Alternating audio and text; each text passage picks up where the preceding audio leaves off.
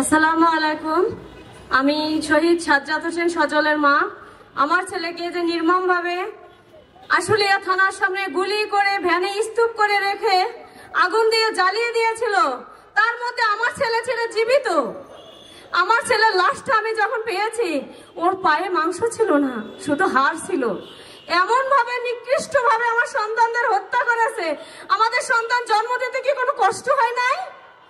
আমাদের সন্তান মানুষ করতে কি কোনো কষ্ট হয় নাই? সেই সন্তানকে এত কষ্ট করে মানুষ করার পর যেভাবে পুড়িয়ে ফেলেছে, সেই সরকার বাংলাদেশে কিভাবে প্রতিষ্ঠিত হয়?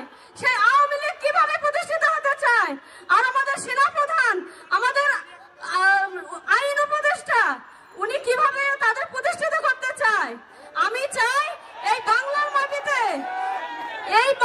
মাটিতে আমার ছেলের বিচার চাইতে হলে পুরো প্রশাসন বিভাগ, বিচার বিভাগ, সেনাবাহিনী প্রধানকে পরিবর্তন করে তারপর বিচার নিশ্চিত করতে হবে। এই আওয়ামী লীগের ফ্যাসিস্টরা যতক্ষণ ওখানে থাকবে, আমরা আমাদের সন্তানদের বিচার পাবো না। আরে এই আওয়ামী লীগের সৈন্যরা, আওয়ামী লীগের কুত্তারা তো চাইয়া দেখাবেন না আপনার দিকে। এই বাচ্চারা আদর ফিরিয়ে দেয়, ওর বাবার বুকে লাফিয়ে পড়তো যে সন্তান, সেই সন্তান বাবাকে হারিয়েছে। আমি আমার সন্তানকে হারিয়েছি।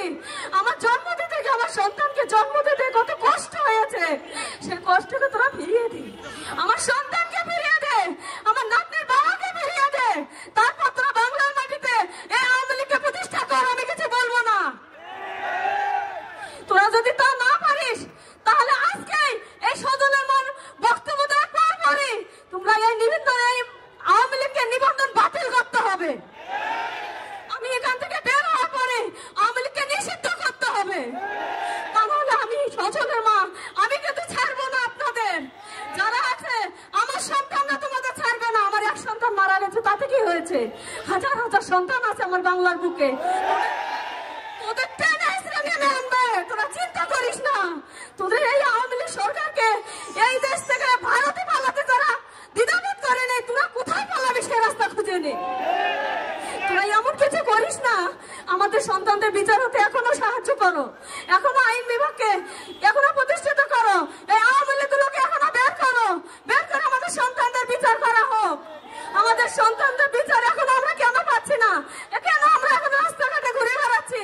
আমাদের কেন ঘুরতে হবে? আমাদের যারা বাংলাদেশে স্বাধীন করে তোমাদের এই চেয়ারে বসিয়ে দিয়ে গেছেন, তোমাদের কি কোনো হুঁশ নেই যে মাগুলোকে একবার ডাকি? তাদের আমরা বিচারের জন্য সবগুলো মাকে ডাকি, কেন এখনো বলা হলো না?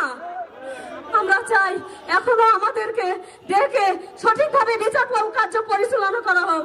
আমার সন্তানকে জীবিত অবস্থায় মেরেছে, আমি কিন্তু ছাড় দিব না। আমি সজলের মা, এখনো বেঁচে আছি।